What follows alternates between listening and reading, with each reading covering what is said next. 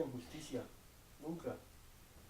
Y desde niño, yo como a los 12 años, en alguna época que andábamos con un grupo de compañeros de allí del otro barrio, que jugábamos fútbol, nos contactó un combo de gente de esos que vendían en la voz proletaria, que era como el Partido Comunista, entonces desde chinos como que... Pero a mí no me gustó toda esa carreta, el comunismo, el marxismo, no me llamó la atención. Y cuando surge el M-19, por su gran impacto publicitario tal vez, me llamó mucho la atención. El tipo de operatividad que tenían era muy distinto a la FARC, al Partido Comunista. Eso me llamó mucho la atención. Por eso me fui vinculando. Además allí, en el otro barrio, había una señora, como el M-19 surge de la Napo. Allí en la Asunción había una señora que era dirigente de la NAP, era la mamá de unos amigos de barrio. Y yo me la pasaba mucho allá, y allá fui conociendo en unas reuniones, en uno pelado, yo tenía uno como 10, 12 años, uno veía que ahí llegaba gente, y hacía sus reuniones y sus cosas. Pues inicialmente, por ejemplo, nosotros le hacíamos servíamos a veces como de mensajeros de ellos. La señora nos mandaba, ah, lléveme esto allá a tal lado, lléveme aquello, tráigame aquello. No tenía más o menos como unos 12 años, 13 años. Pero más adelante ya nos fuimos vinculando en la medida que ya fui uno como adquiriendo conocimiento. Ya después entra uno como a la universidad, y yo entré a la nacional, y ahí fue ya me metí de lleno. Yo venía desde antes, desde pelado, desde niño, venía como con el cuento, con la cosa, cosas muy pequeñas, O sea, mensajería, llevar razones.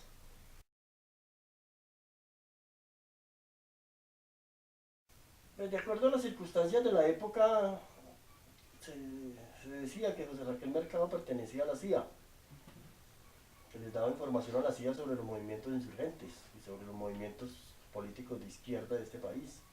Entonces por esa razón fue que fue juzgado por el M-19 y inclusive se hacía la consulta a la gente solicitando que dijera qué se hacía. Entonces en billetes, escriba sí o no, una especie de plebiscito.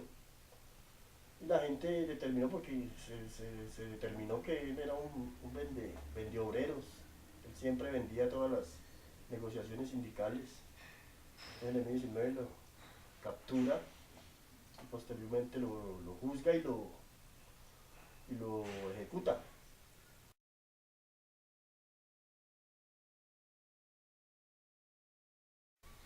Eso fue un comando que había en Medellín y en una época que se necesitaba dinero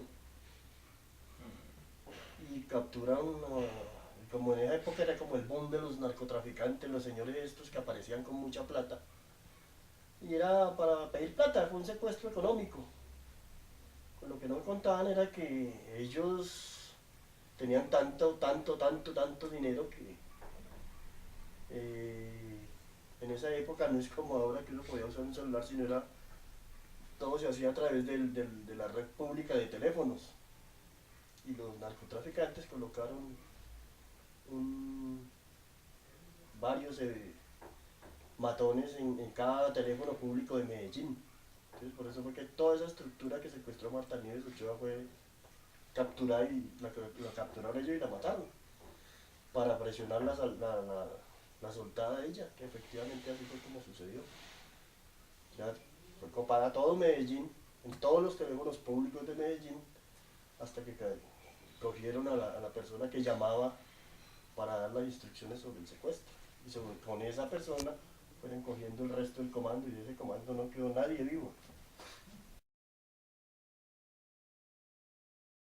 Eso fue, en esa época era donde la mayor crudeza de la guerra que hubo en este país, donde el ejército torturaba, capturaba a la gente, a los estudiantes, los sindicalistas, a todo lo que representaba la izquierda, era capturado y metido en las caballerías, el batallón de caballería, varios, en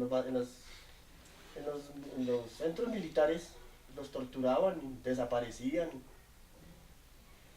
Como eso además venía todo eso de la escuela de las Américas, que todos los generales que iban a Panamá a hacer sus cursos de ascenso, eso, todo eso venía instruido por los norteamericanos desde allí, no solamente en Colombia, sino en toda Latinoamérica, tal como pasó en Argentina, Chile, Brasil, Uruguay, Paraguay. Todas esas dictaduras tenían ese mismo sistema, que cogían la gente para tratar de acabar los movimientos progresistas o de izquierda, los cogían, los torturaban, desaparecían. Entonces ese fue un punto muy álgido donde se tomó la decisión de hacer un acto publicitario a nivel mundial. Entonces, como se sabía de la reunión en la Embajada de la República Dominicana, alguien consiguió una invitación y con esa invitación se formó todo el operativo. Sobre todo el fin era retener a todos los magistrados y sobre todo el embajador de los Estados Unidos. Teniendo el embajador de los Estados Unidos, los militares colombianos no se iban a meter allá a rescatarlos a sangre y fuego. Pero fue más que todo un fin político, porque el presidente de entonces, Turbay Ayala, negaba él decía que el único preso político en este país era él. Sí, eso fue uno porque se demostró que alguien alteró el altímetro de la avioneta donde se desplazaba para que creyera que iba a una, además porque él iba, el piloto que iba con él era un parlamentario colombiano, tenía amigos en el Senado, en la Cámara, y alteraron ese altímetro y en esa zona del Urabá Chocuano, que es el que limita con Panamá, en ciertas épocas es mucha turbulencia. Entonces, con la alteración de ese altímetro, eh, cayeron y fue cuando efectivamente murió. Entonces, nosotros estamos convencidos que la CIA tuvo mucho que ver en eso.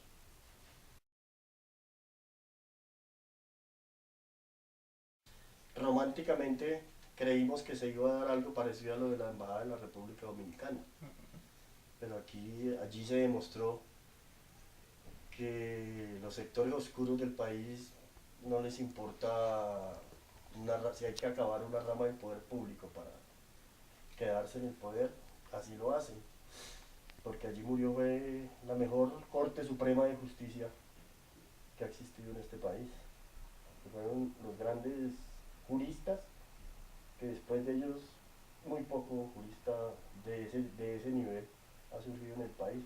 Usted se da cuenta ahorita todo es política. Entonces ese el cuento de que yo te elijo, tú me eliges, esa puerta giratoria se da ahorita y se hacen estudios serios del aspecto jurídico del país, sino todo se acomoda a los intereses de ciertos sectores del país. Pues a pesar de que no compartí gran parte de mi militancia, pero sí estuve en ciertos eventos importantes con él. Y él era una persona que se hacía querer mucho de la gente, no solamente de su guerrillerada, sino de la gente en común. Era un ser humano, a pesar de su templanza, era muy buen ser humano y le importaba mucho este país.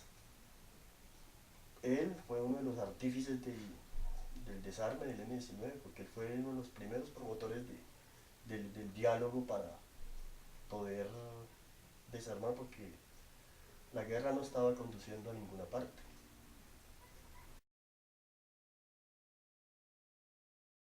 Sí pasó por la mente de muchos, pero Navarro hábilmente pudo contener eso.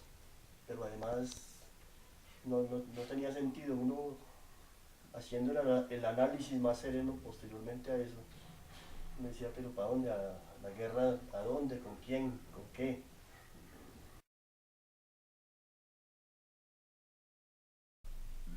En el proceso de paz, a mí la política, es que en este país la política es tan mentirosa a veces.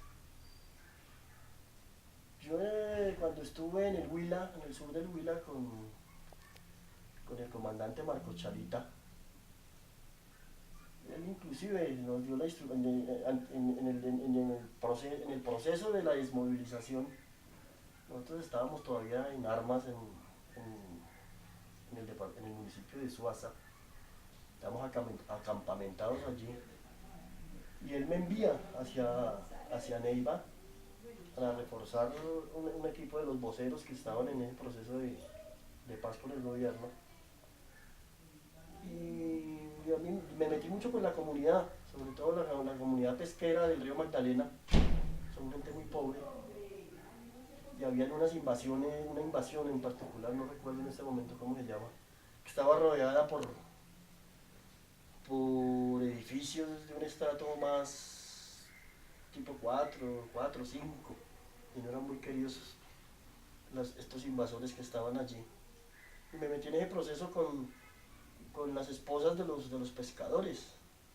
Entonces conseguí algún tipo de recursos para alguna Navidad con la licorera del Huila de esa época, para hacer una fiesta para los niños y ese tipo de actividad, de acuerdo a la enseñanza que tuvimos de algunos comandantes, convertimos eso en hechos políticos, reales, de poder darle algún tipo de alegría en estas fechas a estas personas, y nos funcionó muy bien. Pero ya en la parte partidista, no, ese tipo de cosas sí no me llamó la atención. No me gusta esa pugna, porque de todas maneras hay que mentir, hay que... Y allí es donde sale lo peor de la naturaleza humana, de todo contendiente político. Entonces por eso no me gusta esa parte. Yo prefiero la parte más simple de ayudar a la gente.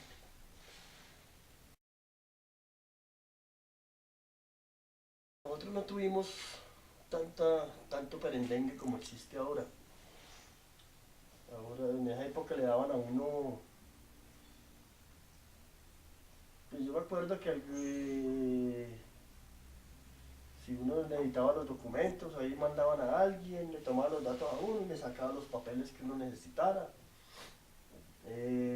Había un decreto que si uno quería estudiar, pues se podía meter a estudiar, pero no existía como tal, como ahorita, la organización para, pues, tal vez por lo que fuimos los primeros.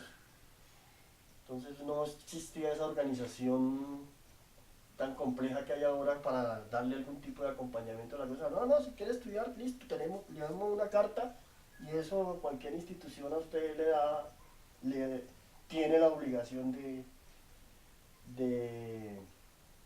de recibirlo. Pero no hubo un acompañamiento como ahora, que uno se da cuenta que si el que quiere estudiar, pues entonces lo tienen en algún tiempo viviendo en alguna casa, le dan su comida, su estadía, y si quiere estudiar, pues ahí lo van llevando. En esa época no. A mí me dieron una carta para regresar a la universidad, pero ya había pasado demasiado tiempo y el pensum donde yo iba, entonces me tocaba empezar casi de cero, pero no tenía trabajo, entonces no pude continuar con la universidad. Lo que pasa es que nosotros no quisimos mantener una estructura de esas sólidas como la que tiene el Partido Comunista, de que son estos y son inamovibles y no se meten, no miren allá, no miren acá. No, nuestro convencimiento político es mucho más amplio.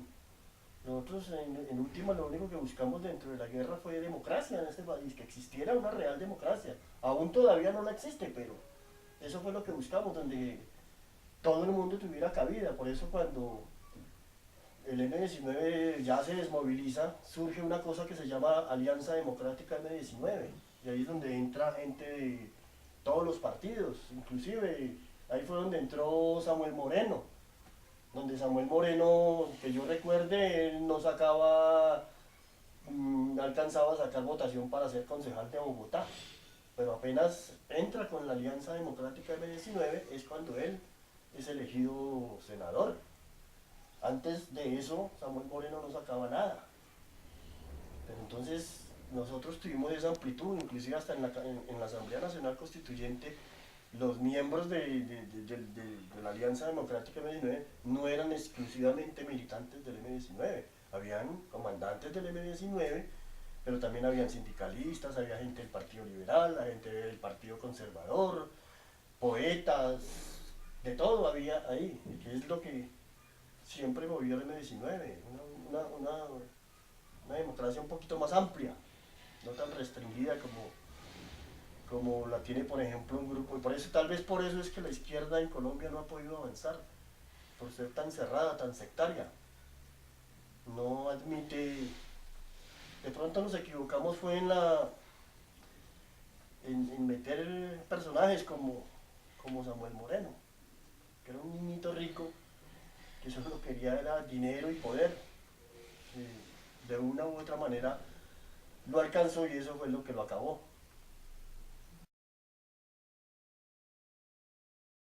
El gran legado del M19 fue haber vinculado a la gente, cuando estábamos en la guerra inclusive la gente nos buscaba mucho, nos quería interactuar con nosotros, quería ingresar al M19.